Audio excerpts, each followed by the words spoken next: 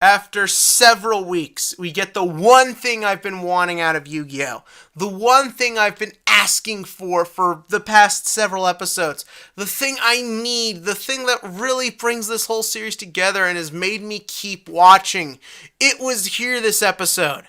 I am, of course, talking about the return of performer pal Hippo. That's right. The thing that holds this series together is Yuya riding that goddamn pink hippo that kind of serves no real purpose in his deck at this point. But who cares? We marketed this whole show on it for the first 2 months. We might as well use it, goddammit. And on top of that, the hippo has a harem. 4 hippo tokens. I imagine he's screwing all of them. Yuya summoned them. I don't know what practical purpose having so many hippos would ever serve in a duel. But who cares? Hippos. That's where it's at. Hippos. Yeah, no, the hippo thing was stupid. Who cares? But this week we have returned to form as we had a very dark, disturbing episode. Now, I could point out that, yeah, the whole chip thing is still a little contrived. I could point out that it's sort of silly that Sora can just be on a helicopter, no one notices. And the one thing that really did kind of bug me was that you had the whole thing with Crow where he's like, I believe in you now. No, I don't, because I can clearly see that you are screaming and in pain, but somehow I don't notice this, even though I take care of children, so I should notice this. That was the one thing that kind of bugged me. It's forced and it's contrived, and I know where it's leading. Sora's just going to have to tell Crow, something wrong is going on here. Please trust me, and Crow's going to say yes, and we're going to love it like the whores we are. But whatever. Who cares? Because the great thing about this episode was everything with Yuya once he went into berserk mode. First up, all the scenes of Roger electrocuting him, torturing him. This isn't some sort of silly mind control bullshit, which is what I was afraid was going to happen. This was dark. This was disturbing. This is literally, he's electrocuting a young boy in the brain just to get what he wants out of him. It's dark, it's twisted, and I loved every scene of it. And again, I love the way Yuya reacted. They weren't afraid to show how much in pain he was. There was a couple moments there I was just like, this is kind of dark. Like, it's a very dark moment.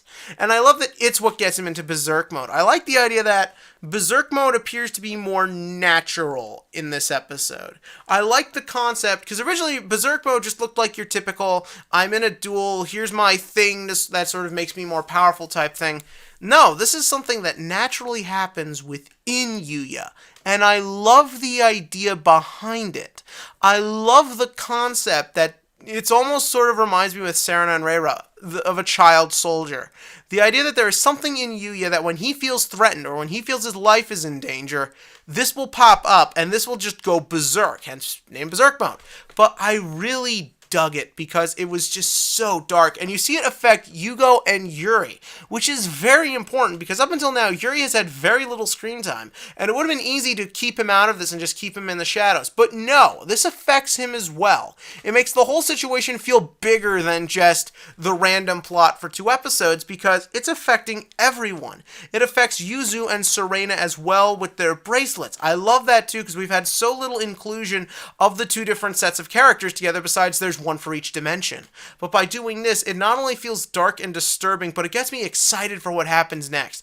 And nothing more did that than the eye scene. When we see inside Yuya's head, we just see that eye wake up and a city destroyed. First up, oh my god, what a visually beautiful looking scene. The way the red and the black contrasts with the eye as it opens, it really makes you wonder what's going on, and it scares you. It genuinely makes me fearful of what's going to happen, and that one scene sent a shiver down my spine. It was just so damn cool.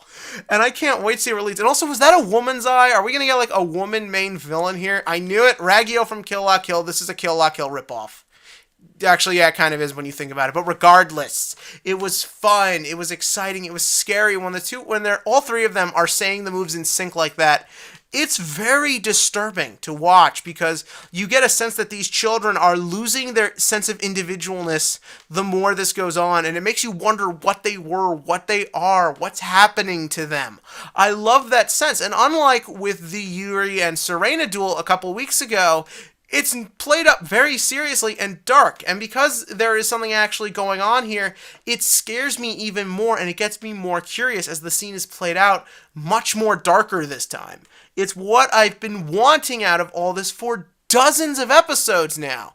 This is plot advancement. This is character advancement. You don't need to shoehorn everything in one dialogue scene.